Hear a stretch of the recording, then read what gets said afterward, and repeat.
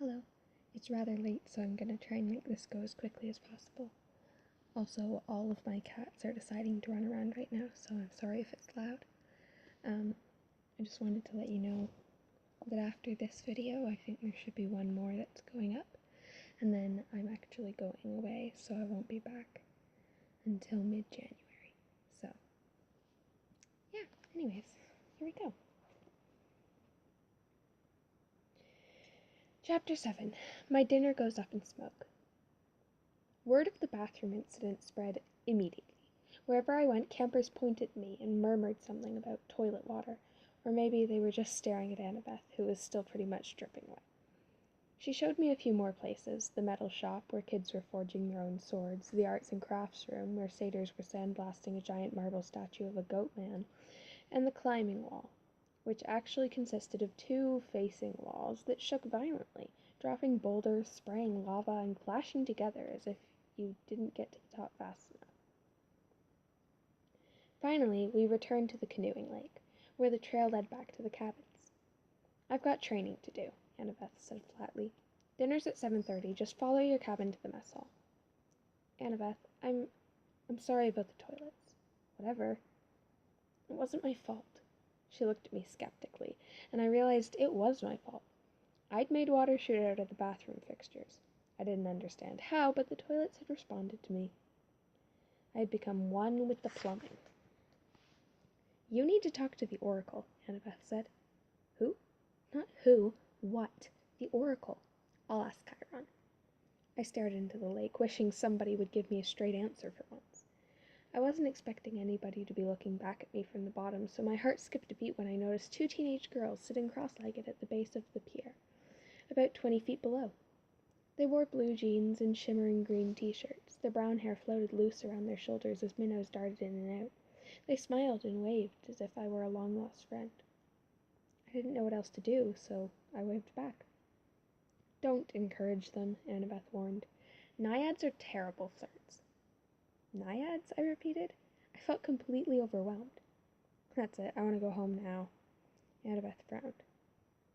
"You don't get it, Percy. You are home. This is the only safe place on Earth for kids like us." "You mean mentally disturbed kids?" "I mean not human. Not totally human, anyway. Half human." "Half human and half what?" "I think you know." I didn't want to admit it, but I was afraid I did. I felt a tingling in my limbs, a sensation I felt sometimes when my mom talked about my dad. "God," I said. "Half God." Annabeth nodded. "Your father isn't dead, Percy. He's one of the Olympians." "That's crazy." "Is it? It's the most common things God did in the old stories. He ran around falling in love with humans and having kids with them. Do you think they've changed their habits in the last few millennia?"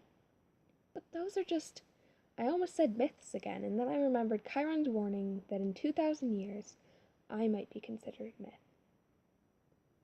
"But if all the kids here are half-gods, demigods," Annabeth said. "That's the official term. Or half-bloods." "Then who's your dad?" Her hands tightened on the pier railing. I got a feeling I just trespassed on a sensitive subject. "My dad is a professor at West Point," she said.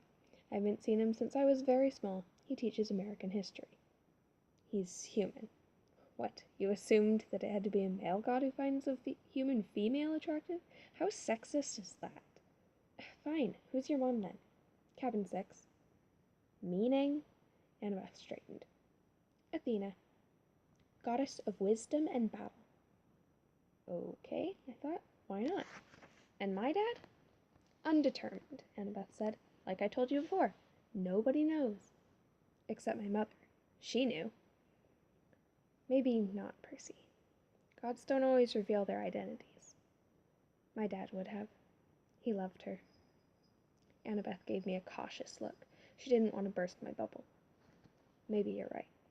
Maybe he'll send a sign. That's the only way to know for sure." "Your father has to send a sign claiming you as his son." "Sometimes it happens." "You mean sometimes it doesn't?" Annabeth ran her palm along the rail. The gods are busy. They have a lot of kids, and they don't always... Well, sometimes they don't care about us, Percy. They ignore us. I thought about some of the kids I'd seen in the Hermes cabin. Teenagers who looked sullen and depressed as if they were waiting for a call that would never come. I'd known kids like that at Yancey Academy, shuffling off to boarding school by rich parents who didn't have time to deal with them. But God should behave better. So I'm stuck here, I said. That's it? For the rest of my life? It depends, Annabeth said. Some campers only stay the summer. If you're a child of Aphrodite or Demeter, you're probably not a real powerful force. The monsters might ignore you, so you can get by with a few months of summer training and live in the mortal world the rest of the year. But for some of us, it's too dangerous to leave. We're year-rounders. In the mortal world, we attract monsters. They sense us. They come to challenge us. Most of the time, they'll ignore us until we're old enough to cause trouble, about 10 or 11 years. But after that, most demigods either make their way here or get killed off. A few manage to survive in the outside world and become famous. Believe me, if I told you names, you'd know them. Some you don't even realize they're demigods. But very, very few are like that. So, monsters can't get in here? Annabeth shook her head. Not unless they're intentionally stalking the woods or especially summoned by somebody on the inside. Who would want to summon a monster? Practice fights, practical jokes. Practical jokes? The point is, the borders are sealed to keep mortals and monsters out. From the outside, mortals look onto the valley and see nothing unusual, just a strawberry farm. So, you're a year-rounder. Annabeth nodded. From under the collar of her t-shirt, she pulled a leather necklace with 5 clay beads of different colors. It was just like Luke's, except Annabeth's also had a big gold ring strung on it, like a college ring. I've been here since I was 7, she said. Every August, on the last day of summer session, you get a bead for surviving another year. I've been here longer than most of the counselors, and they're all in college. Why did you come so young? She twisted the ring on her necklace. None of your business. Oh. I stood there for a moment, uncomfortable. So, I could just walk out of here right now if I wanted to? That would be suicide, but you could. With Mr. D's or Chiron's permission, but they wouldn't give you permission until the end of summer session. Unless you were granted a quest. But that hardly ever happens. The last time... Her voice trailed off. I could tell from her tone that the last time hadn't gone well. Back in the sick room, I said, when you were feeding me that stuff, ambrosia. Yeah, sure, whatever. You asked me something about the summer solstice?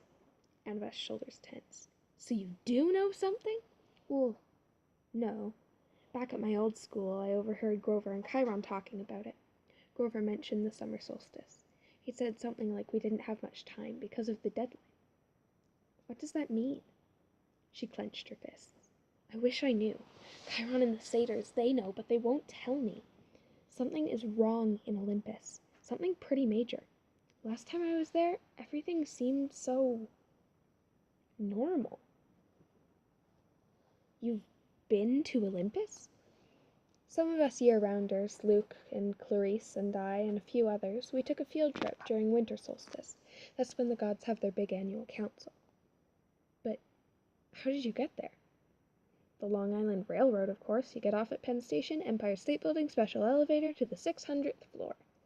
She looked at me like she was sure I must know this already. You are a New Yorker, right? Oh, sure.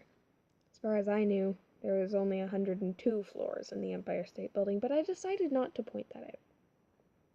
Right after we visited, Annabeth continued, the weather got weird, as if the gods had started fighting. A couple of times since I overheard satyrs talking. The best I can figure out is that something happened. Something important was stolen. And if it isn't returned by summer solstice, there's going to be trouble. When you came, I was hoping...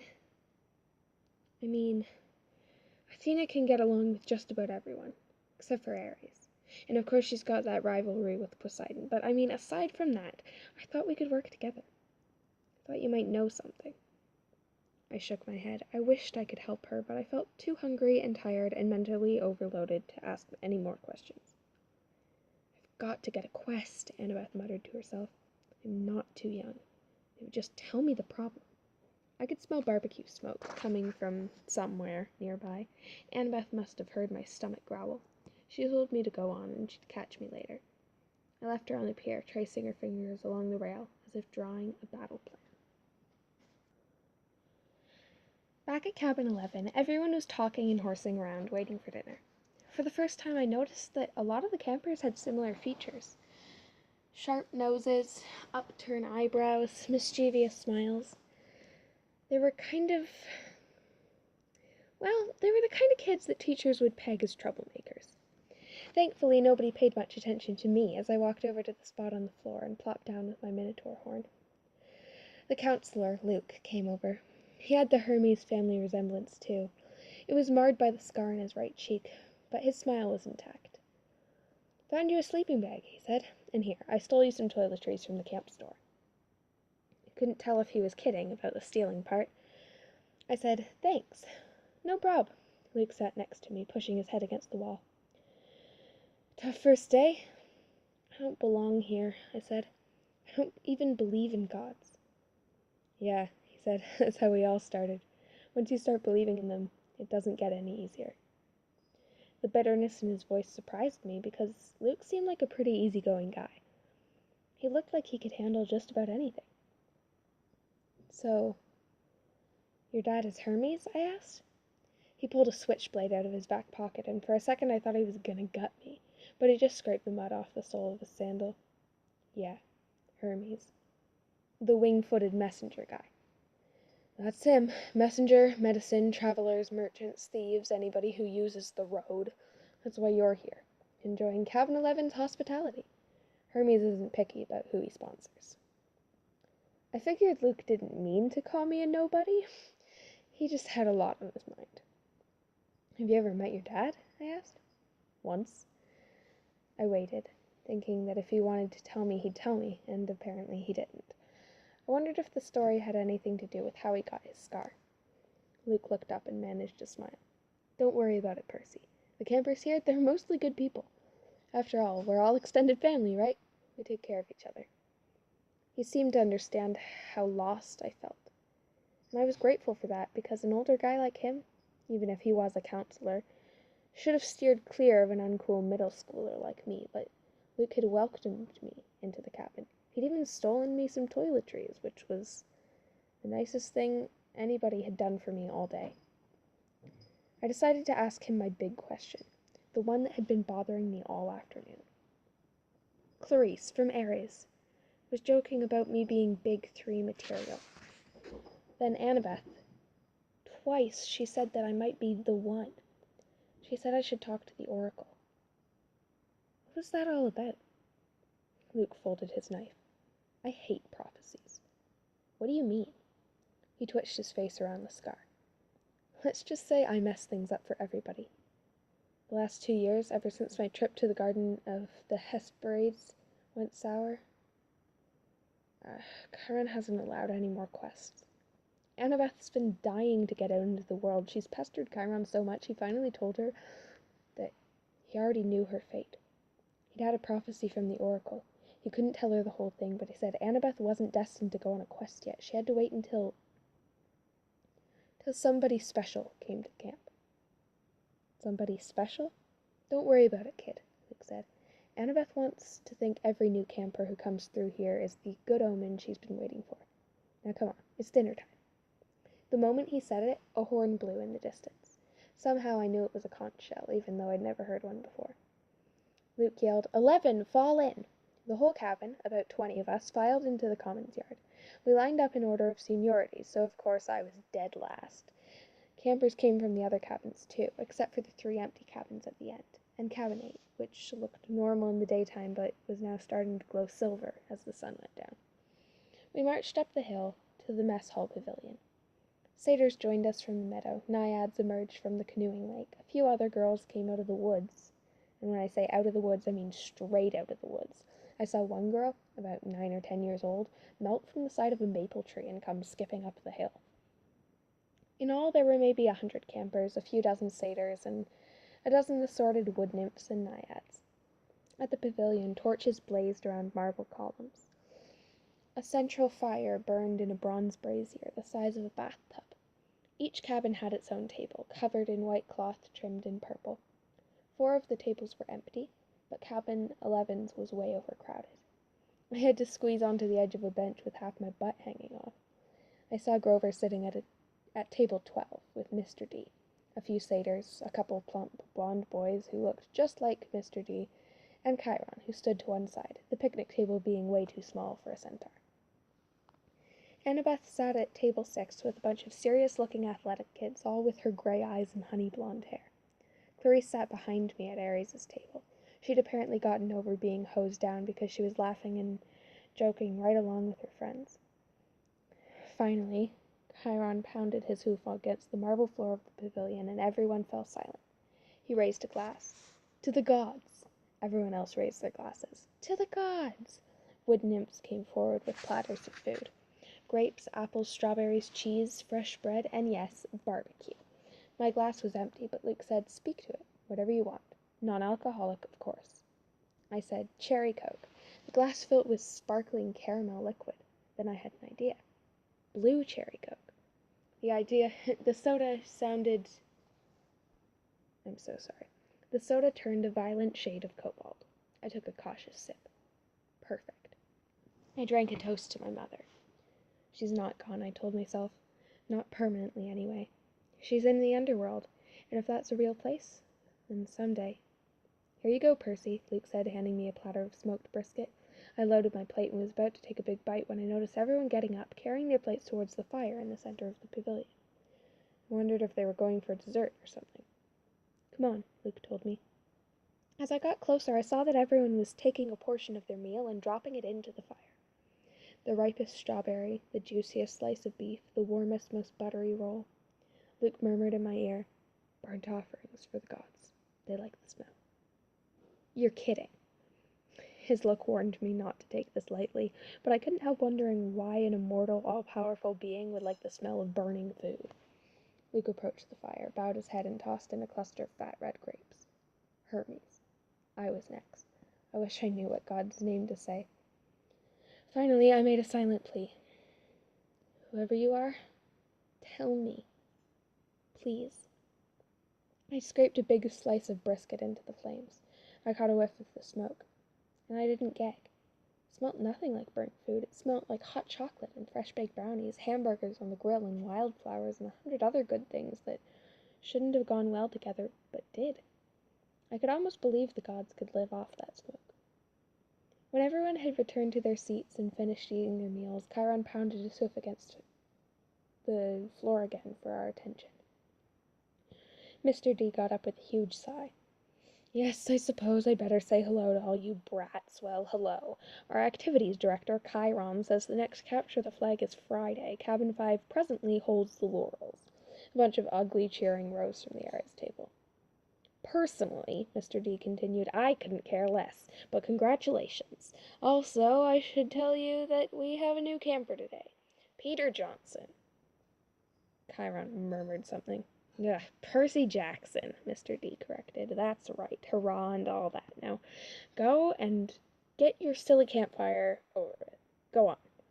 Everyone cheered. We all headed down toward the amphitheater, where Apollo's cabin let us sing along. We sang camp songs about the gods and ate s'mores and joked around. The funny thing was, I didn't feel that anyone was staring at me anymore. I felt like I was at home. Later in the evening, when the sparks from the campfire had curled into the starry sky, the conch horn blew again, and we all filed back to our cabins. I didn't realize how exhausted I was until I collapsed into my borrowed sleeping bag. My fingers curled around the minotaur's horn. I thought about my mom. But I had good thoughts. Her smile, the bedtime stories she would read me when I was a kid, the way she would tell me not to let the bed bugs bite. When I closed my eyes, I fell asleep instantly. This was my first day at Camp Half-Blood. I wish I'd known how briefly I would get to enjoy my new home.